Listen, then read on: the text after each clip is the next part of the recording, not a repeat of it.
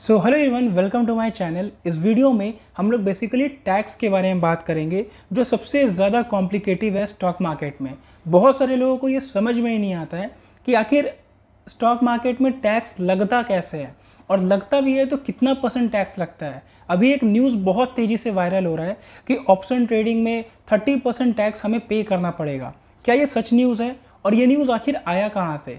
बहुत सारा news articles जैसे इकोनॉमिक टाइम्स हो गया, या फिर खुद हमारे जो फाइनेंस मिनिस्टर है निर्मला सीतारमण जी, उनका एक स्टेटमेंट है कि ऑप्शन ट्रेडिंग पे 30% टैक्स लाना ज़रूरी है, क्योंकि अभी के टाइम पे बहुत सारे रिटेल इन्वेस्टर्स जो हैं वो इस चीज़ में ट्रैप हो रहे हैं और बहुत सारे लोग नुकसान भी कर रहे हैं।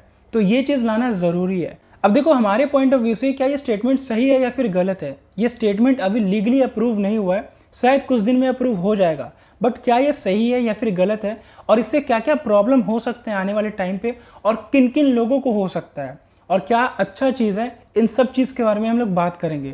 और इस वीडियो में जो नॉर्मल हम लोग टैक्स पे करते हैं उसके बारे में भी डीपली बात करेंगे कि हमें कितना % टैक्स लगेगा और अभी हम लोग कितना % टैक्स पे कर रहे हैं। तो चलो वीडियो को स्टार्ट करते हैं। देखो, एक छोटा सा इंट्रोडक्शन दे देता हूँ कि स्टॉक मार्केट में टैक्स लगता कैसे है। मान लो आप एक लॉन्ग टर्म इन्वेस्टर हो, आपने बहुत सारे स्टॉक्स को 1 साल से ज़्यादा होल्ड करके रखे हुए हैं। अब उस पर आपको जितना भी प्रॉफिट होता होगा उस पर 10% टैक्स पे करना रहता है। लेकिन एक इंपॉर्टेंट बात यह है लॉन्ग टर्म में कि अगर आपका प्रॉफिट 1 लाख से ज़्यादा है तभी आपको टैक्स पे करना है। उसको हम लोग कहते हैं long term capital gain tax. अगर आपका प्रॉफिट 1 लाख से कम है तब तो 0% पे करना पड़ेगा। लेकिन अगर आपका प्रॉफिट 1,10,000 है तो उस 10,000 पे आपको टैक्स पे करना पड़ेगा 10% का। तो ये होता है long term capital gain tax, LTCG। वही दूसरी तरफ एक ऐसा बंदा है जो शॉर्ट टर्म के लिए इन्वेस्टिंग या फिर ट्रेडिंग करता है, यानी उस पर्टिकुलर स्टॉक्स को 1 साल से पहले ही सेल कर देता है।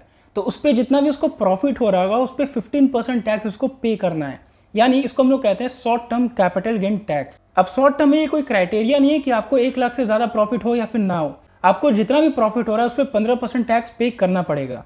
अब क्या ये सेम चीज़ हमें ऑप्शन ट्रेडिंग में भी देखने को मिलता है? बिल्कुल।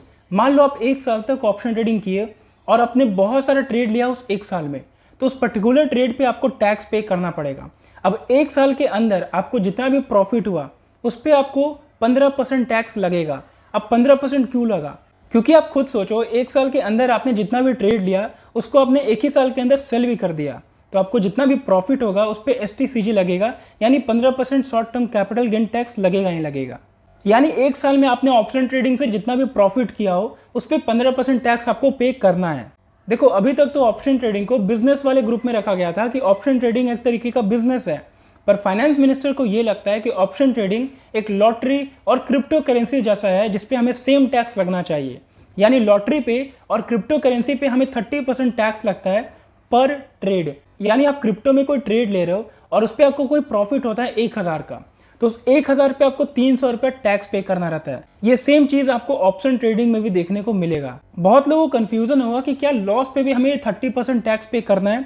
बिल्कुल नहीं, आप घबराओ नहीं। अगर आप लॉस करते हो तो आपको टैक्स बिल्कुल नहीं पे करना है। देखो, आप सबसे इंपॉर्टेंट बात करता हूँ, ये जो 30% टैक्स आने वाला है फ्यूचर में, वो किसके लिए अच्छा है और किसके लिए बुरा है? चलो मानता हूँ कि गवर्नमेंट जो है, बहुत सारे रिटेल इन्वेस्टर्स इसमें इन्वॉल्व हो चुका है, उसमें से कुछ % रिटेलर्स को हटाने के लिए परसेंटेज ऑफ टैक्स लाया जा रहा है। पर इनमें से उन ट्रेडर को बिल्कुल कोई प्रॉब्लम नहीं होगा जो बड़े कैपिटल से ट्रेडिंग करते हैं, जो हर दिन लाखों में प्रॉफिट या फिर लाखों में लॉस करते हैं, क्योंकि उनको ऐसे भी 30% टैक्स लगेगा ही लगेगा।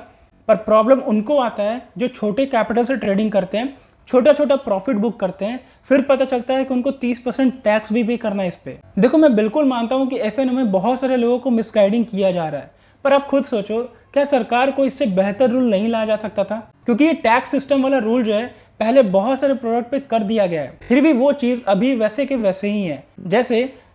जैसे दारू पे टैक्स को फिर भी जो लोग पहले पीते थे वो अभी भी पियेंगे, क्योंकि दारू पे बहुत ज़्यादा टैक्स बढ़ा दिया गया है। लेकिन पहले जो दारू पीते थे उनको कोई फर्क नहीं पड़ रहा टैक्स बढ़ाने या फिर घटाने से, वो अभी भी पी रहे हैं। वही सेम चीज़ सिगरेट पे बात कर लो, सिगरेट पे भी टैक्स बहुत ज़्यादा लगता है, फिर भी जिनको सिगरेट पीना है वो पी के रहेंगे। तो देखा जाए तो यहाँ पे अल्टीमेटली सरकार का फायदा हो रहा है। जो बड़े प्लेयर्स हैं जिनके पास बड़े कैपिटल है उनको कोई दिक्कत नहीं है, क्योंकि वो पहले भी 30% टैक्स भर रहे थे।